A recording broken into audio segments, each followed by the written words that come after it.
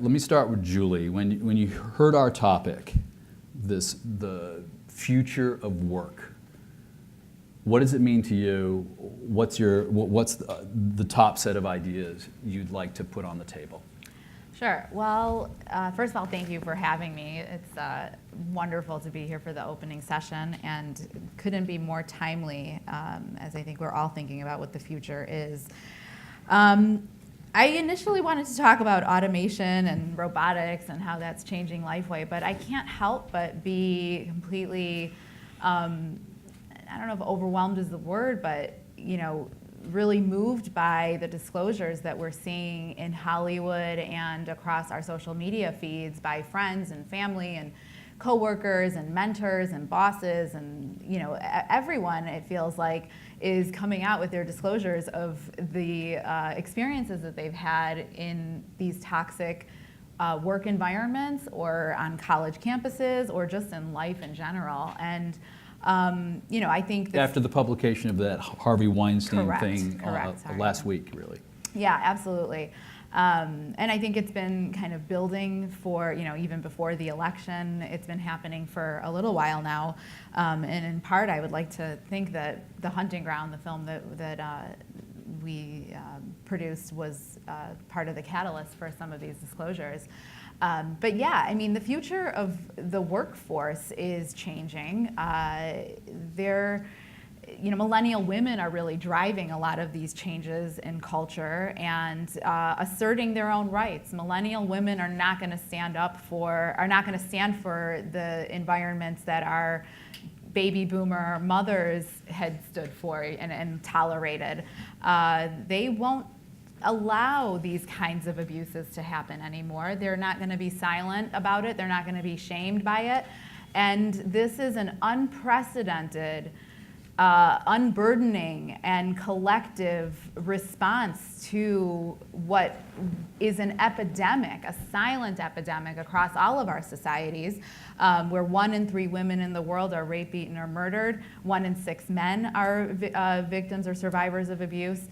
And the repercussions, the toxic lifestyles that this creates, the conditions that the after effects that it creates, it permeates through our entire society with far-reaching tentacles. And as a leader in the health and wellness space, I view my role as moving beyond just making sure that people are eating healthy, beyond just making sure that our diabetes and obesity rates and BMI rates are in the right balance. I think that health and wellness, real health and wellness, has to include the ability to go get an education safely, to be in the workforce and feel safe, to be safe in our homes, to be safe in our communities. And when we're not safe, that there's a response to whatever things that are happening, whether there's resources, mental health resources. And a lot of what we're seeing is just symbolic of these social injustices that are happening, and because of the lack of gender parity in workforce, where there's less than 4% of CEOs in Fortune 500 companies are women, less than 6% of directors are women. We see it in government. There's been 1,900 congressmen in history, and there's only been 50 senators, 1,900 senators and 50 female senators throughout all of history. How does that impact policy? How does that impact laws? How does that impact these accountability? And so, yeah, I mean, I look at, these are just some of the things that I'm thinking about right now. So a key word I'm hearing you, I'm just jotting, is parity. Like parity, that is something that in the workplace would go a long way to reducing the chances of abusive behavior, you think? I think it's a start. Yeah. Dev, one of the things I mentioned at the beginning was we're taking new innovative approaches to, in fact, who we hire and how we find them and the talent that we're able to bring to the table. When you see our topic, the future of work, how does it resonate with you? Yeah, I mean, so one thing I would just want to point out, so I just finished doing this research on founders of companies based in New York that had raised over $10 million. And I went through and looked, made a list of them all. And I looked at where they came from, what their deal was. And it was 94% white, 87% male, 44% were coming from Harvard, Columbia, Wharton, or Brown, and 42% were coming from, had some investment banking or consulting experience in their past. And of course, some of those things are not surprising, and at the same time, you're like, these are the people that are building the companies that we live with, we exist with, and create the cultures for. And there's a singular point of view there. You know, they're building products for themselves or trying to do. I mean, I was blown away when I realized that on Total. And how that changes, sort of bring it back to the sort of the culture and the ways we find jobs and work, is like, we need to start finding a different approach to our own careers, where we can find and treat our jobs as places of inquiry, where we can find meaning in the work that we're doing because we want to answer a question that we're pursuing. And the research that we did around millennials in the workplace was that people are not making stability-based career decisions anymore. They're making learning-based ones. And it's showing up. You know, people, when you feel like you haven't learned, you've learned all you can at this job, it's like time to move on. And where else can I go that I can learn something else? And that's a big shift, because it also means in how you end up retaining, attracting, getting people to stay in jobs looks differently. You know, a company that I had talked to was literally changing a job title and giving the employee a learning secondment, meaning like, here, you go over to this department and learn this, without giving them the raise. And I couldn't believe it. It's like, instead of raises, they were doing this little name title change and learning, and it was working, you know, and that has repercussions, you know, and it has repercussions for us. So it also gives us agency as individuals to take learning into our own hands, to pursue these nonlinear careers and find jobs that matter, and find jobs that matter for ourselves, regardless of some of that systemic stuff that is happening and that we can try to change, and we can even try to change through our jobs. Claire, Lou, how do you resonate? What resonates for you when you saw our title? Oh man, so much. I think about the future of work every day, just with the folks that we're lucky enough to work with, and the thousands of CEOs that we get to serve. The biggest almost talking point or question, perpetual question I get asked by leaders from all over the world. So we work with over 15,000 people in 25 countries at companies like Airbnb, Kickstarter, Medium, and there's this perpetual question of, Claire, we're growing, we're getting bigger, and you know, I'm opening up a new office in London, you know, we're bringing on a new remote team, and how does my company, which used to be small, tight-knit, all in one place, how do we still run well? How do I make sure that people feel connected, feel like they're learning, feel like they're safe in the environment, and that we're also performing well? So in an age where, you know, now we have Slack, right? Instead of calling someone up on the phone, you ping them and, you know, put a bunch of emojis, right? In an age where maybe you don't meet a coworker for months, and you know, you're just kind of Skyping with them, right, when you hire someone new. In an age where you almost are interfacing with technology more than you are with people, and that only progressing more, right? As leaders, how do we think about managing and leading well, right? And what are the implications? And it's interesting, there are a lot of side effects of this. I think what some people would see is almost the dehumanization of the workplace, right? So there are some side effects of, okay, if I'm in Slack all day, right, or if I'm doing video conferences and I'm trying to manage this widespread, remote, growing team, global team, people are going to misinterpret things. That's what happens when, you know, you don't see people face to face. So how do you manage for that? How do you manage for all those misinterpretations that happen? Another byproduct is silos that happen in companies.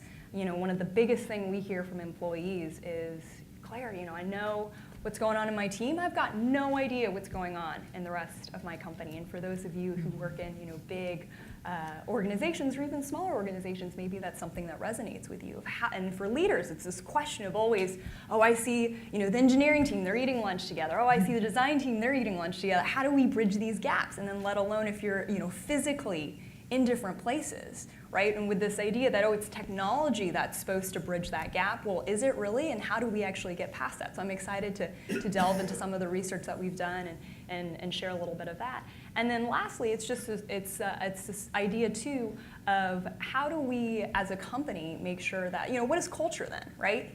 When culture used to be going out to a happy hour because again, we're all in the same place. When culture used to be, we all go over to the CEO's house and have a barbecue. But again, when you have people spread out everywhere, well, what is culture then? So excited to talk about that and share a bit on that more. Everyone here on this panel is an inspiration to me in so many different ways. Brent Rose is a particular inspiration to me because to find out where his workplace is, he has to carry a GPS tracking device on him. You're never quite sure where he's going to be, and that's the life I want to live. Brent, future of work, how do you see it? Yeah, just quickly, it's funny to me to just be like CEO, guy who lives in a van. So, cool, feel comfortable up here right now. I guess I think about it more from the employee side rather than the employer side, perhaps just because, so what I did with the whole Connected States project was I was already a freelance journalist, and I was already working from wherever. So the idea was, well, how can I take that to the logical extreme? What is the extreme of working from wherever? So I bought a van, and I added solar panels and Wi-Fi and safe with a fingerprint scanner for my computers and hard drives and cameras and stuff like that. And then I went a little overboard and got color-changing lights and a stereo and stuff like that. But it's my house too. It's got to be comfortable. But I think about that in the way that that I and that people like me are working right now. We are a growing population of people who are untethered from a physical location and from a physical, even from one specific job.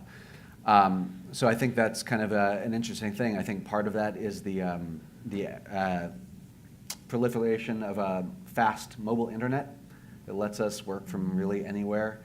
Part of it is just that it's become more socially acceptable. Part of it is that there are more freelancers working in the field right now. Well, depending on the field, I think it's a constant state of flux. I know that there was a big shrinking period for reporters like myself a couple years ago, where suddenly a lot of jobs just disappeared all at once, and now it's sort of coming back, and then it shrinks away again. So. Yeah, I think about all that stuff a lot, and because I primarily cover science and technology stuff, I think too about the way that automation is going to impact us and the way that AI is going to impact us. So just to give you an example, yesterday I'm staying at the EMC Squared Hotel.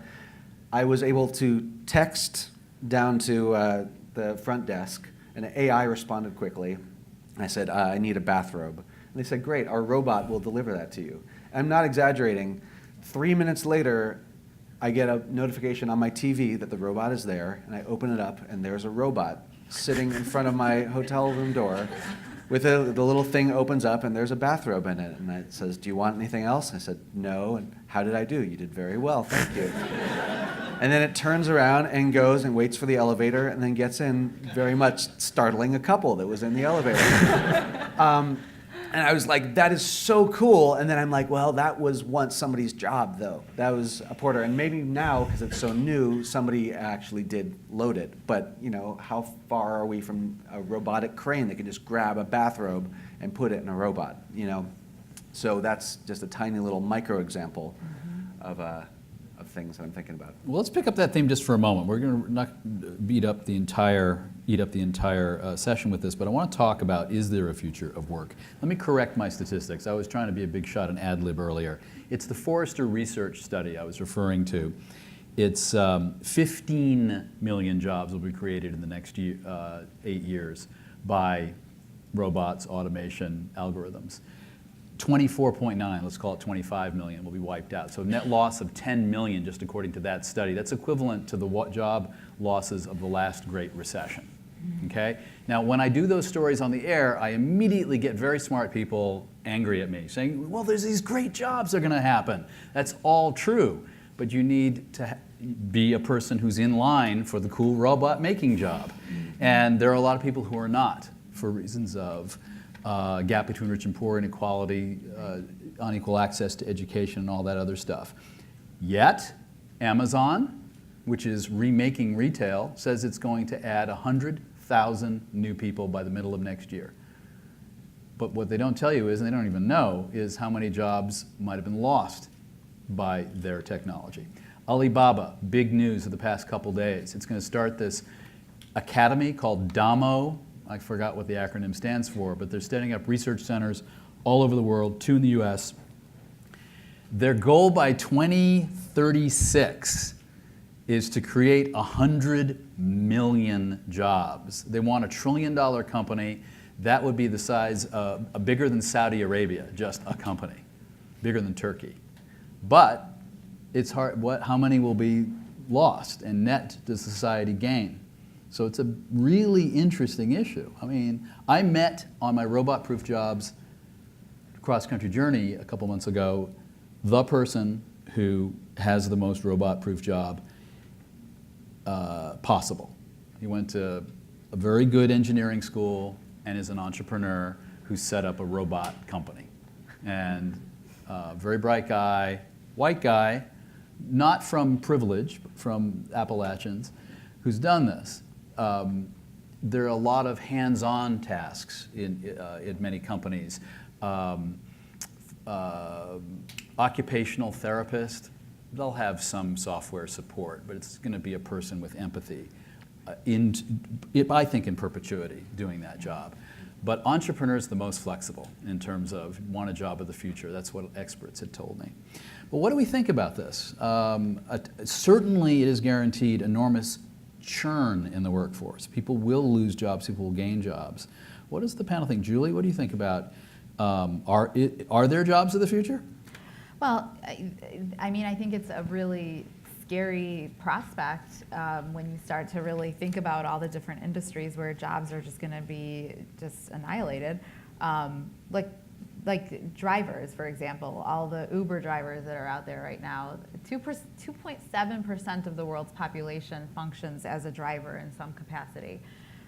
Those will all be automated positions. They'll be gone. So yeah, we absolutely have to find and retrain our workforce, create new skills, look for new industries.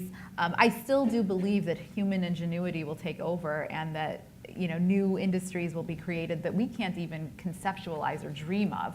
But we have to invest in the education. What happened at of young Lifeway? people. I mean, you bring in machines. Yeah, we've definitely automated our process. I mean, I remember when it used to take 70 people to make kefir and unload it, package it and distribute it. We've automated much of that. We used to keep track of everything handwritten on spiral notebooks. That's all obviously automated. And so we've had to also look at it and retrain parts of our workforce and develop new skills. And actually, when I was on the UN Foundation Global Entrepreneurs Council, we did, as they were rewriting the new Millennium Development Goals, the global goals, we did the largest survey of youth in the world to find out what they were most interested, what mattered to them, where were they concerned. The number one thing, and I was surprised, there were 20 awesome options, and all of them were important. The number one thing that every country, every youth in the world was nervous and concerned with was that they would have access to a job. And without that access to a job, the impact, it's completely a security issue for all of us. Because when youth don't feel that there is hope, that they have a future, that they can contribute to their society, that's when we see the radicalization and fundamentalism and these ideals that are just so far, and violence takes over.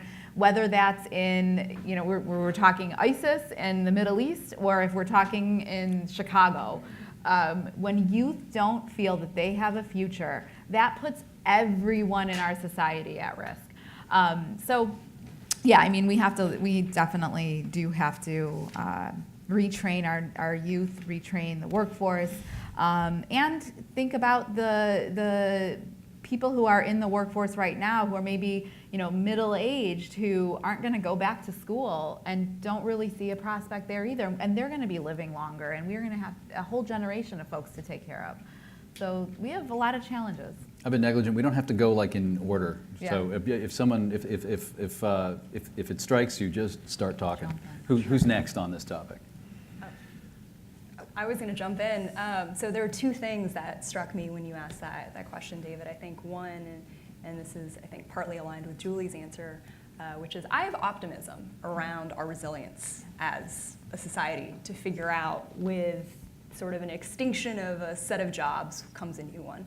I think back to the Industrial Revolution, right? And when people were so nervous about when this idea of an automobile being this new technology, and one of the biggest sort of critiques of it, and for why people wanted to ban them, is because they thought, oh, this is going to kill the horse-drawn carriage industry. This is going to take out so many jobs, right, for people who've spent generations, right, building a certain type of tool. So I think sometimes, we were actually joking earlier in this panel that talking about the future of work is funny because none of us really know what it is. We're all kind of up here guessing, as much with everyone in the audience. It's, I think, to be seen, right, for what new technology or industry is going to come that, like Julie was saying, we can't even think of. So that's one side of it. I think the other side of it is thinking. I think the question around is what I do today replaceable? Is what I do today as the CEO of Know Your Company, as the CEO of a software company, replaceable?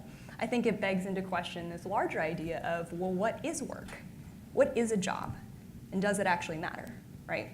And I think, again, we in our day-to-day lives get stuck in a paradigm of, I go to work 9 to 5, I get a paycheck, right? I can go on vacation, this means I get to feed my family, this means I get to go to college, and then my kids get to do the exact same thing over and over, right? That's what we've defined as work and as a job. But I think when we sort of break out of that paradigm and think about, well, this greater question, and Deb alluded to this earlier, of purpose, of meaning, of what our time here on this planet is supposed to be. Is it about just getting that paycheck in return, or is work about the meaningful contribution that we're trying to make to help people who are similar to us or different to us? Is it a way to tell a story and make an impact in a way that other people can't, right? And thinking about work in this broader definition of contribution, of meaning, of value, rather than a prescribed title where you're given some sort of monetary sum in return. And so I think the question is always interesting because it forces us to think about that. Yeah. I was going to just add, I think millennials are really driving this conversation both in the workforce and the kinds of products that they're purchasing and the companies that they want to align with, the brands that they want to align with. I absolutely see that millennials want purpose. They don't want to just be another number. They don't want to just clock in, do their job 9 to 5, go home, and get in that rut. They want to feel that they are contributing to some bigger purpose, something bigger than themselves. Whether it's the way that the company interacts with the community or the products that they're producing or the way that they're manufacturing. Over and over again, we see millennials want meaning and purpose in their lives, in the way that they're buying, the way that they're working, all very important. Deb, you raised your hand. Yeah, there's almost a monoculture of what companies are pursuing right now, which is growth and how do I get bigger? How can I grow faster with financial pressure, whatever? That's the question that companies are pursuing. And the interesting thing is that hasn't always been that way. In fact, like in 1970, when Americans were polled whether growth was good, it was 50-50. It was right on the edge. People are like, I don't know, is growth good? Today, that's unfathomable. Right. That would be a response. You're like, no, actually, I think these things are pretty good here in this town. We have a company town. We're being supported. And the purpose of businesses was different and has not always been the same.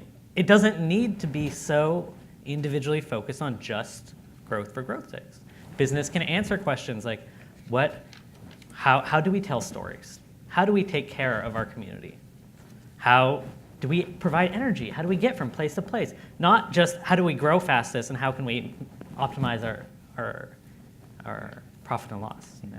And just the idea, I think, is so powerful is that things can change, that this is 40 years ago, that this is not a God-given belief, that work can mean something, that the purpose of companies can mean something, and then we find meaning in that. I don't think purpose, and like millennials and their drive for purpose, doesn't necessarily just need to be about climate change or social issues. And I spent 10 years of my life running a nonprofit working on those issues and writing about social enterprise, and I'm seeing this switch that it doesn't have to just be about those outward issues. It can be about that serves self-development. It can be about doing something that's local. It can be about a company that is just doing good work that is connected to the people it's serving. And that's interesting and different, and it's just important to remember that it can shift. These aren't givens. What you said is echoed in an interesting debate that many of you have followed about gross domestic product, our headline measure of economic growth. Those horrible hurricanes the other day were positive probably for growth. So we want more of them? Boy, no, we don't. When you're sick, it's better for GDP than when you're well because of the way they measured it in this kind of stupid way. I'm willing to go on record as saying it's stupid. If you volunteer or you are a caregiver for someone in your family, that doesn't count for GDP.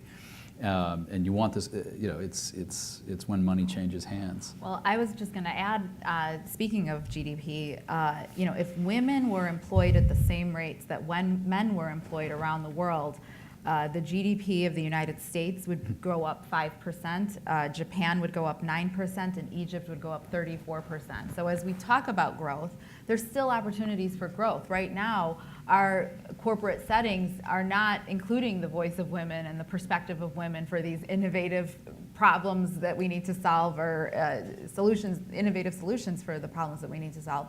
So, as I think about the future of work and where there's opportunities, I would say that when we as companies understand that there's still ample opportunities for growth and that this voice of half of our population is really missing from corporate culture, that's where we'll find these little diamonds. It's Brent? Yeah, well, I was just going to say, just going back to the automation stuff, I do think that there's a capitalistic incentive to automate as much as possible and to use AI where possible. And I think I have a tendency to feel like, well, my job is safe though. Like they couldn't possibly automate what I do. But I think that's never a safe assumption for any work. And, I think there's every indication that there could be a very good lawyer bot coming in the near future that can reference cases way faster than any human can. And even for me as a journalist, I was like, well, it's very creative, right? Well, there are already bots that can write stories about upcoming weather forecasts and how stock prices are doing in natural human language, just based on algorithms.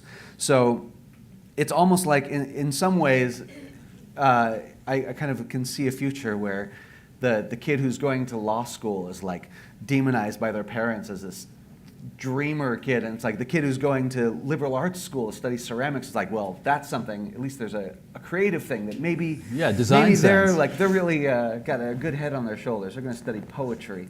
That's good.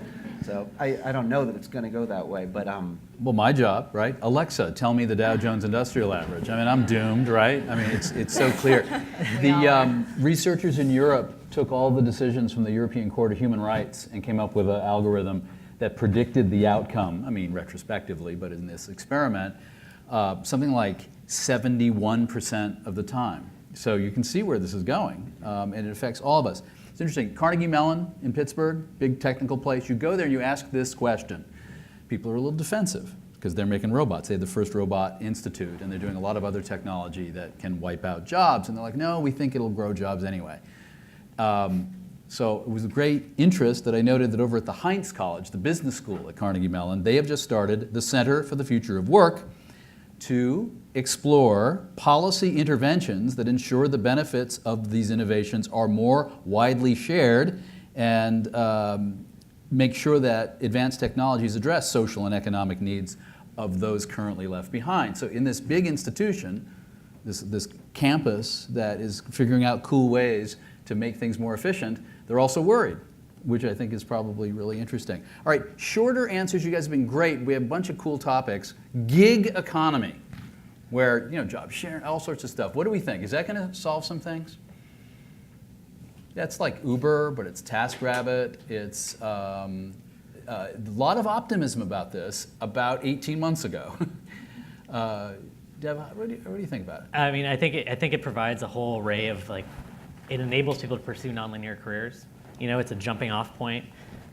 It also we can't ignore the sort of systemic problems with it, or making sure people are unionized, or workers' rights aren't just being thrown under the bus in the case just for the future, for innovation's sake, or for profit's sake. And those factors don't go away. These things that aren't created outside of the context of worker struggles all the way along. And but it provides this flexible method of employment that enables people to pursue nonlinear careers, which is the future because it changes fast and it's adaptable and flexible. And so in that sense, there's the plus and minus there.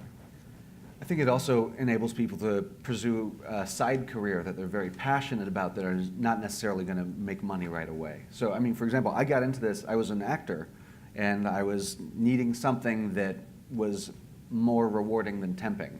And I very accidentally stumbled into journalism, and that became a freelance gig kind of thing. But I was still able to, work on my thing. You can drive your Uber and still be writing a novel on the side.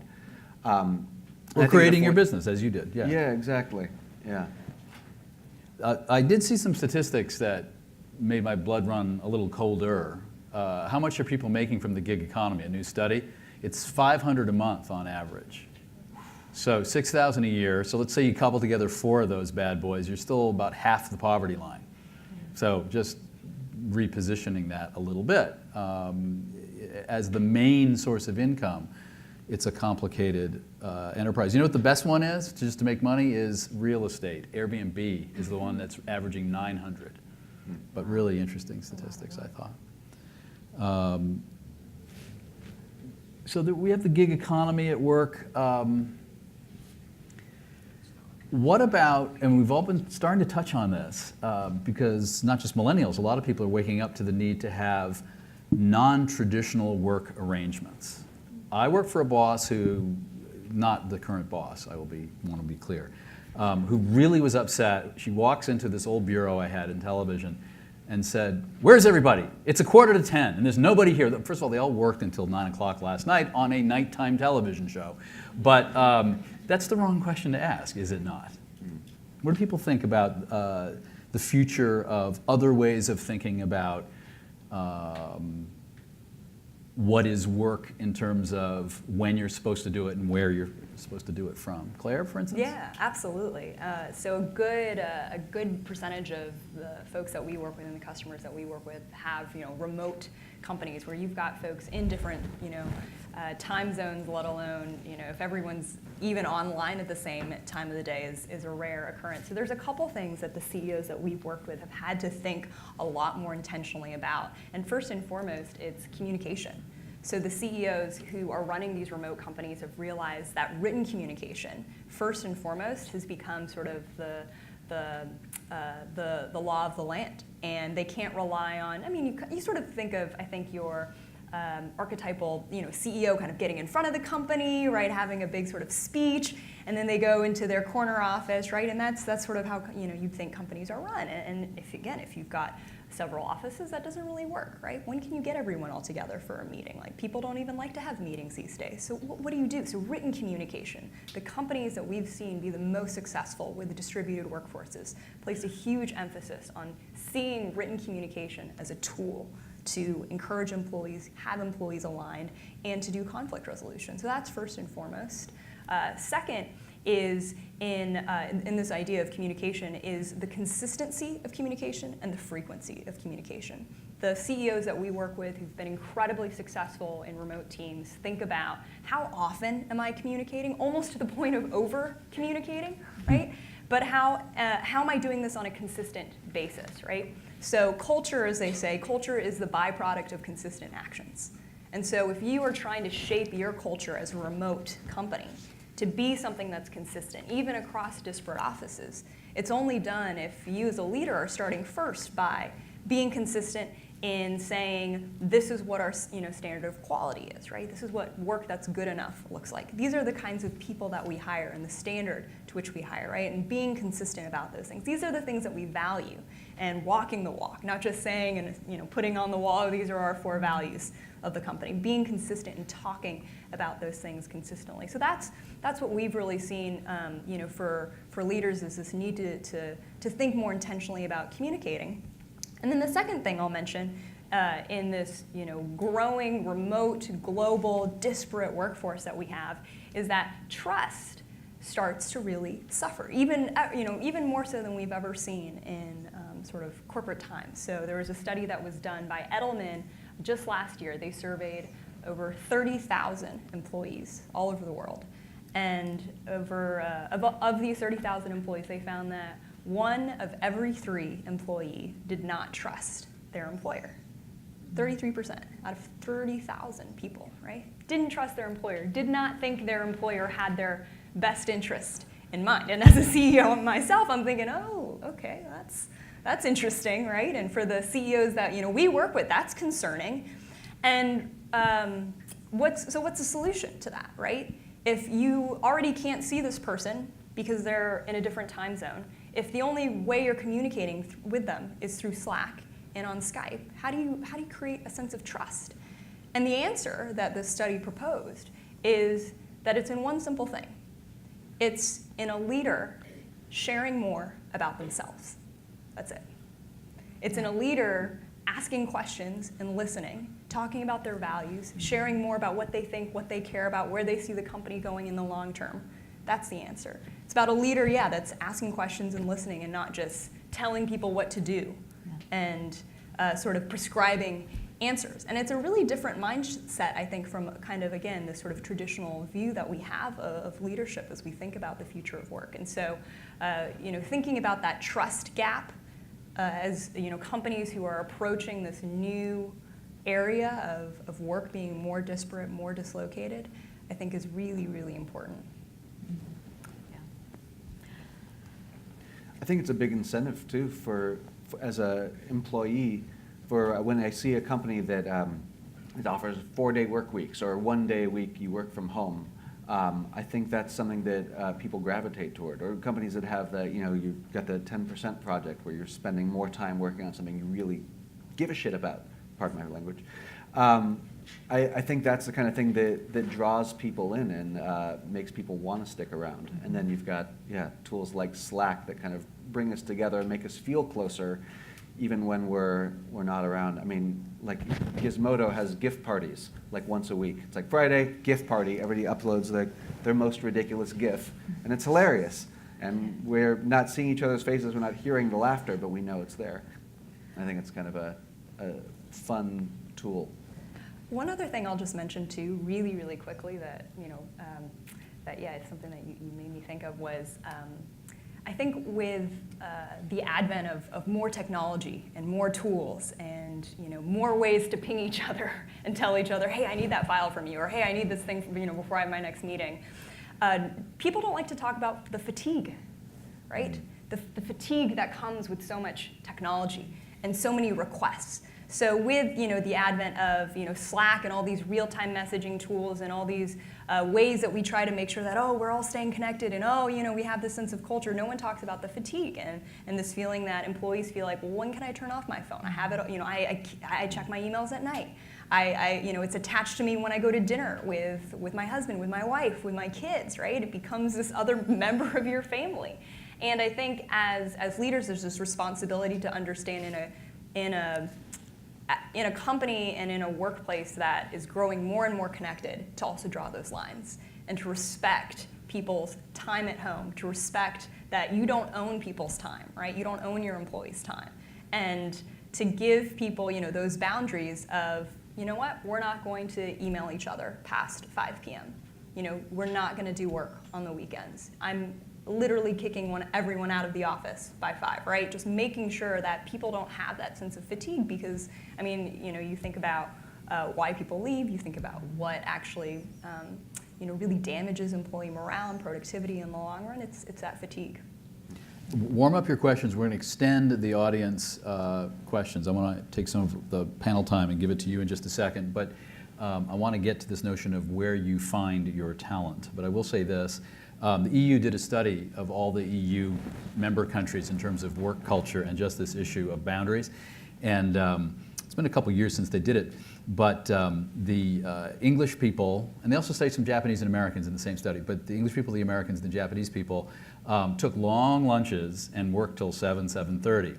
The Scandinavian people worked to the stroke of 5 o'clock and got out of there at 5 o'clock in 3 seconds. And the people from England and the Americans were like, who's this? Management employees walking out of here at 5 o'clock? The Scandinavians thought that the Brits were not, were being amoral by shirking their responsibilities toward their families. They studied productivity, and it was equivalent across all the countries. Everyone's getting the work done. But how they apportioned their time was according to these cultural rules, and people people who wanted people to work late needed to start getting over themselves. What,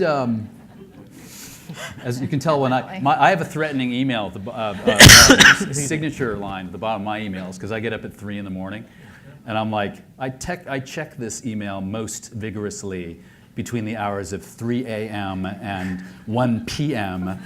And people get the point in a hurry. So how do we find talent? I mean, we want diverse workforces. We want to empower the right people with the right skills. Technology can really help with this. For instance, Deb, what are your thoughts on that?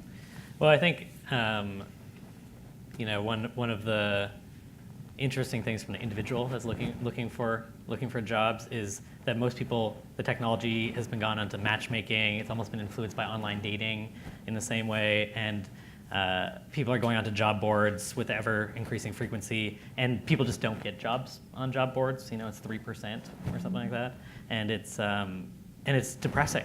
Like, you mean official job postings? That's not how. That's not how people are getting jobs, But then the act of when you're going out there 3 weeks, you start off fresh, you're like, I got this. You start applying on job boards, and within 3 weeks, you're pretty depressed. You're like sending things out into some like black hole, and you're not hearing anything back. And on the flip side, there's all these technology companies that are trying to sort resumes, and you're trying to game it by putting the keywords in and meta tags for. I mean, it's just there's another more human way to find work, which is be pursuing that question that is driving you, and look for the companies that are working on things that you can learn something at. Make that list of places you can get paid to learn the things you need to learn next. No, you don't know everything right now, and try to start approaching them looking to learn that there. And there's a more human way to approach our careers and how we get jobs. And I think companies are responding in inverse and like talking about the kind of culture they have, and talking about the different ways that they're not just the ping pong table, but they're actually accessible to different people, or they're open to different ways of working, or that they're more communicative, or they have these alternative ways of being flexible. And I think that's the kinds of ways that the draw is happening, and then the push is happening much more. I mean, in practical sense, so how does that work? I mean, if you're going to go ahead. I was going to say, from a practical sense, in many ways, we hire very organically. It happens within our community. It happens, by sharing with other people in our workforce that we're looking for a particular position or whatnot. And when you find people who are super passionate about what you're doing, those are the ones you want to hire. I think that from my team that's here, in most of the cases that they've been hired within the first 3 minutes. I knew that I was going to take them because they were super passionate. I didn't even look at their resume. I just talked to them for a few minutes. I saw their passion, and that's what I want. I want to hire passionate people who are in my community, who are going to, who value those propositions that we value and align with. I mean, that's And so one companies are way. almost running magazines in some Right. senses. You know, they're running, like, they're producing content Content. on a regular basis. They're getting it out there. They're figuring out their audience. They're keeping them engaged. And like that pool of people that are surrounding a company that they've maybe applied to once, they've come to an event, they've had your product once, and they are involved in somehow. And what you need to do to maintain that is actually looking really similar to media companies in the last 20, 30 years. And the kinds of skills that it takes to engage with people and keep them in the loop and keep them, that dialogue going is looking the same way. And that's the pool that people are hiring from. So do what you're passionate about. That's the future. Would any of you meet with someone who's not applying for a job but just sort of wants to share their passion with you?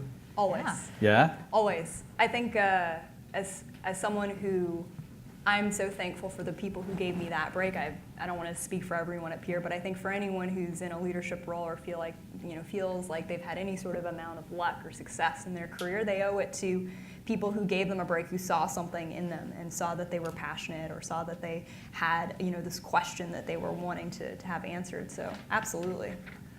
I also think it's worth just cultivating your personality. Like, honestly, I think a lot of people are getting jobs just because they're the most tolerable person to be in a room with. Like, I think I've gotten jobs that way. I was told directly I got a job that way. I Don't be had a a jerk. nice lunch with somebody, and I was the least awkward person that they interviewed or something, which is weird for me.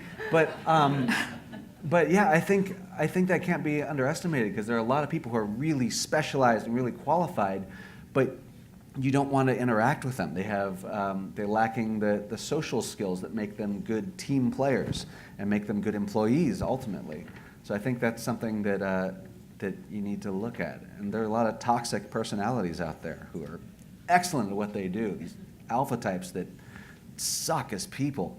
So don't suck as a person. That's right. You must have some questions to this amazing panel. There's a mic that's roving around. I can't quite. There it is. So raise your hand. So my question is, with all of the technology that's coming about in the future, how will we afford to use the services as consumers if none of us are working? Yeah, that's that old Henry Ford thing, right? About you need to pay people enough money so they could buy the Model Ts and so forth. That's a question, though, just about this idea of does the technology win or do human beings win? Claire, I know, is the optimist. Dev, are you an optimist that it's going in the right way? I do believe, I have hope because I know things have changed. I don't have hope with just the direction we're going, where we're building things without asking what scale is appropriate, or we aren't having these questions about what technology and the human side really weighs off, and those aren't being had in our workplace. But I know they can be had, and I know this type of conversation is the right one to have, and if we have this, there is hope. But that's why I want to be here. That's why I want to talk to as many people as I can about these questions and why we can bring them back into our own workplace. Because it only takes one person being like, what scale is appropriate here for this activity we're doing? To raise that question, and that's where things can start to shift. Yeah, I would also say that thinking about how the technology that we're building is actually useful, I think helps answer that question. Because people don't buy, or they don't find a way to buy what they don't need, right?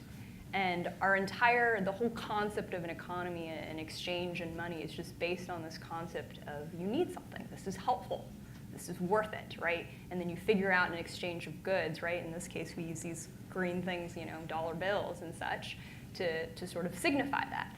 And so I think the broader question is, do we get to a point in society where the things that we're building we don't even need, and so it doesn't even make sense to even want to give anything in return? So I think that's the bigger question, and it's a question, as an entrepreneur in the tech space, that I think a lot about, because I see all these honestly ridiculous apps coming out all the time where people are spending all their time trying to figure out how to help rich people laundry their, get their dry cleaning done quicker, and just things you don't really need when we have real problems going on in the world, real problems. And I'm not even talking about internationally, I'm even talking about here in Chicago, we have real problems. And so to think consciously about how is technology useful, that's the purpose of it, right? And I think if we follow that guideline, then we won't have to worry about whether or not we can afford it, because if it's useful and we need it, we'll find it'll balance out, hopefully. So I work in the advertising business right now, and one of the things that I've started to notice is the freelance economy, especially in advertising. Creative freelancers have kind of come out of big layoffs from some of the larger agencies.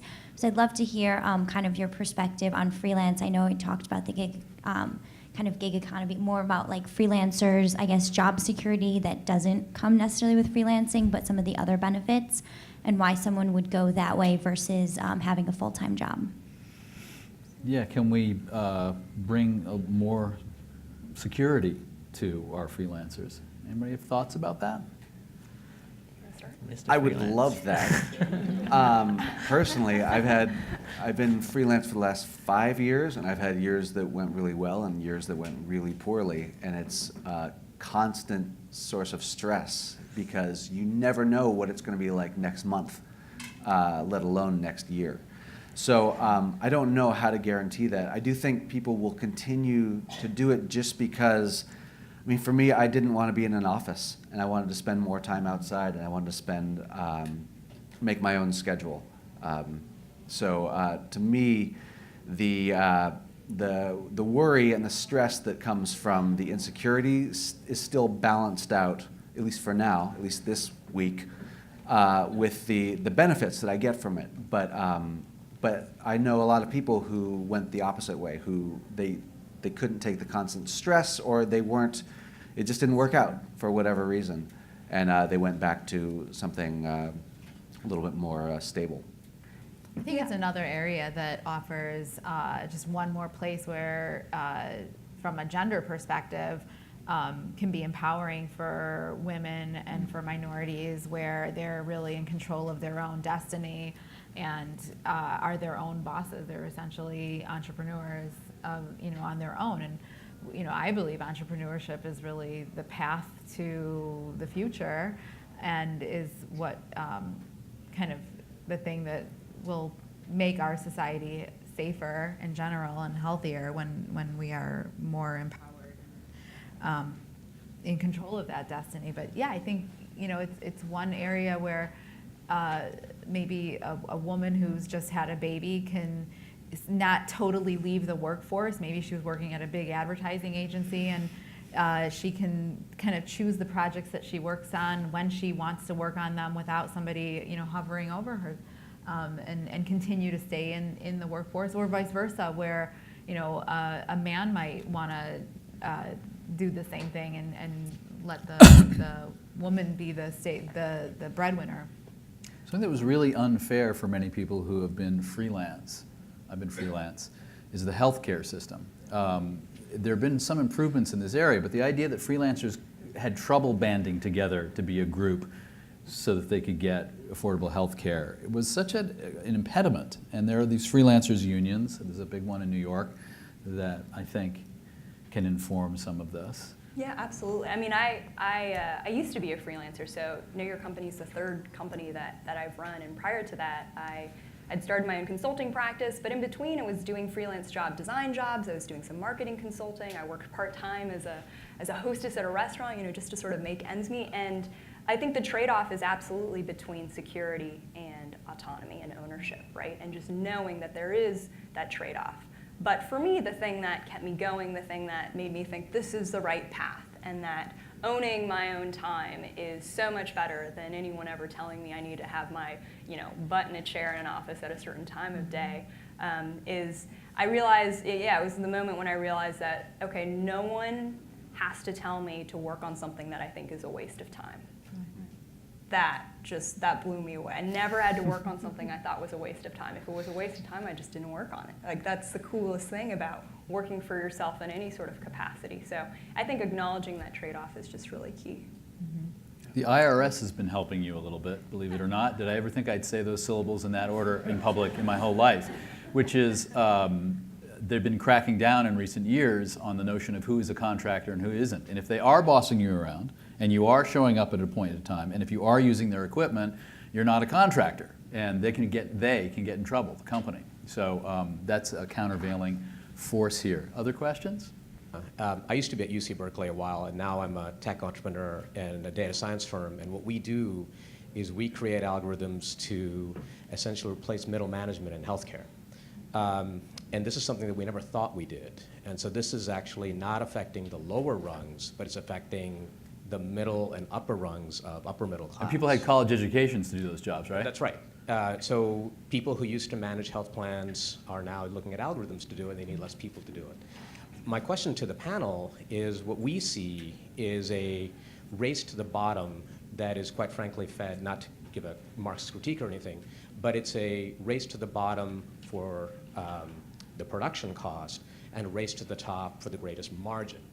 So where does this stop, right? And if upper middle class are being marginalized, frankly, by models, where does this go, and what does it leave for the rest of us?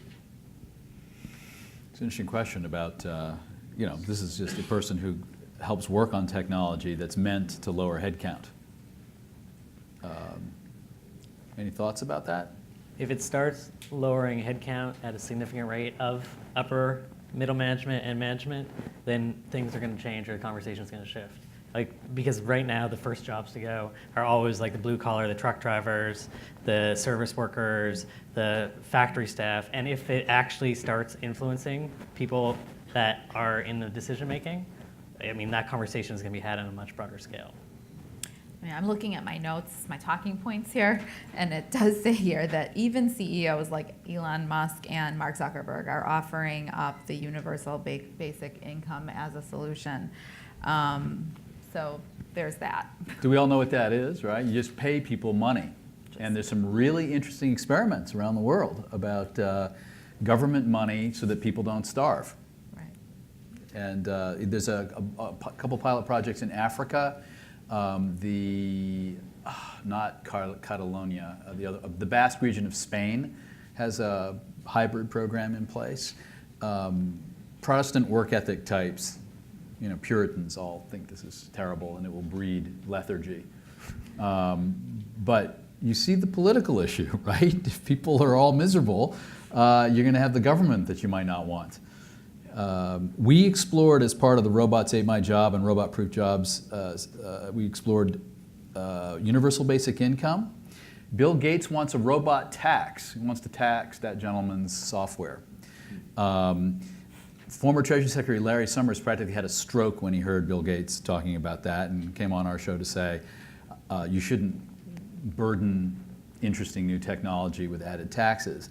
How about this one? We're all owners of your software and of robots, encouraging wider ownership of shares in companies that are doing a lot of the productivity improvements, so that, let's say they lose their job or a portion of their job, they would have profit income. And serious people at serious universities are thinking about that as an interesting model. But you see how radical these ideas are starting to become. I was just gonna maybe add, and this might be, I don't know what kind of view this is. I just don't know if it would be shared by the majority of folks up here or in the audience, but I would say that I wouldn't worry about it. Like, I wouldn't worry about what these upper middle management folks are now going to do if their jobs are gone. I believe in, that people are creative and they find, new problems and new opportunities to put their, to put their energy toward. I think it's very different when you're talking about a segment of people who are severely disadvantaged and facing economic hardship, and they need that money in order to sort of, get food on the table. But in this case, these are folks who probably have pension funds and large savings accounts, if not, networks of people that they could go to easily find another job or get retrained or find another industry. For me, I mean, this is probably to a benefit to your business. Is I wouldn't worry about it. That's interesting, yeah. And for people who are not, who are disadvantaged, a big question is the ability to get retraining and appropriate retraining and having the resources. That's where it gets harder. We have time for another question. This is one here. Here comes a microphone magically. But for you, David, you kicked off the meeting, I think maybe telling us a little bit with your research on the robot-proof jobs. Would you mind sharing a little bit of what you discovered? Yeah, and you're also helping me too, because I was going to promise to do something and I was going to pay it off later. I never promised it, which is I've heard of a policy solution that solves all unemployment in America. And I thought I would be remiss in not telling you about that. So if I forget in the next 2 minutes, the analysis that we drew from was a McKinsey study, this big study of which are the jobs that are more robot-proof. And if you have a job that involves repetitive work, doing the same thing day in, day out, those are very vulnerable. Now, most of us with okay educations, all of our job is not that. So you have to ask yourself, what part of my job is the repetitive piece of this? And a lot of these middle management jobs, number crunching, stock traders on trading floors are almost wiped out as a species. So what is protected? Stuff where there's hands-on teachers, I don't think it's going to be an algorithm in front of the class. There's going to be very interesting turbocharged education systems that use technology, but anybody who knows a teacher in a school knows the ability to read the mood of that kid, if that kid is troubled in any way, or figuring out the custom approach to what it is that gets through to that learner, is not something that experts think is disappearing anytime soon. Police officers, 600,000 of them in the US economy. RoboCop, one of the countervailing things that stops jobs from being automated is social pressure. We're not going to put up with RoboCop, by and large. Robo-riot police person, that could be different, and that's another issue that we should all discuss. I mentioned occupational therapists, certainly all those healthcare fields that involve empathy and hands-on.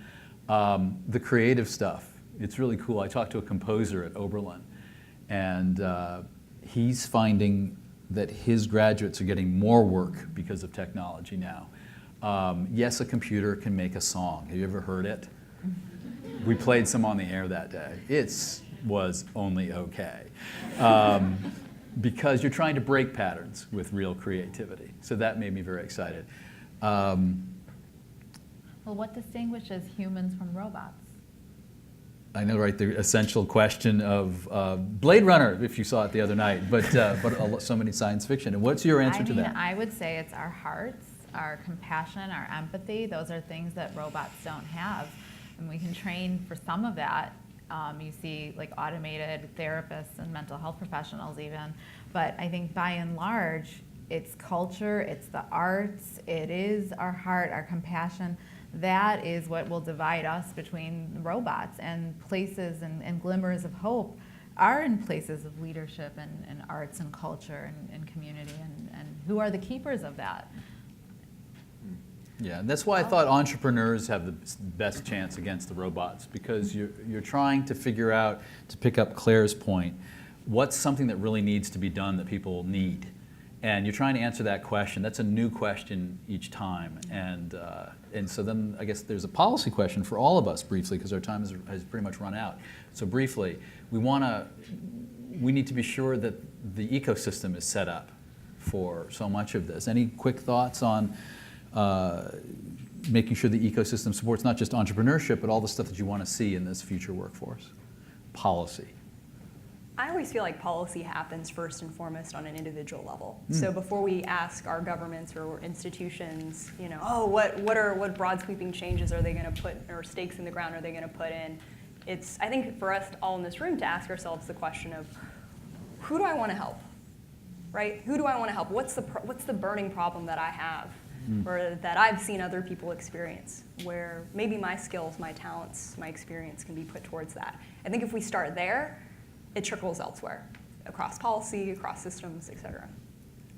Just a little, not to discount that at all, but a counterpoint, I think that work is a deeply politicized issue. We certainly saw that in the last election cycle, all the talk about whoever shouted loudest about bringing jobs back, whether or not they're able to, right, got the credit for being the pro-jobs one, So I think we have to look at, if we're changing the Affordable Care Act, which deeply affects freelancers, are people being de-incentivized to be freelancers? If our economic policies are squeezing out the middle class, then are people going to be more or less motivated to go for those jobs that would put them in the middle class. So I think those kinds of decisions have a deep impact on our work culture. All right, we've run out of time. Oh, the thing that solves all unemployment in America, it's a little radical, it's going to hurt your head. Sorry to share in such a polite company. British researchers, the 19-hour work week, super job sharing. Overnight, now, as the CEOs on the panel are going to freak out because they don't want to double their head counts, but if we had health care that allowed that, pension system, it's an interesting idea. As long as what you do with the rest of your time would be ennobling in some way, that you're learning or you're doing something productive. You're not just sitting there like a potted plant going on Facebook. So that's what we don't know. Anyway, the having our work week solves it. I'm not sure we're ready for it.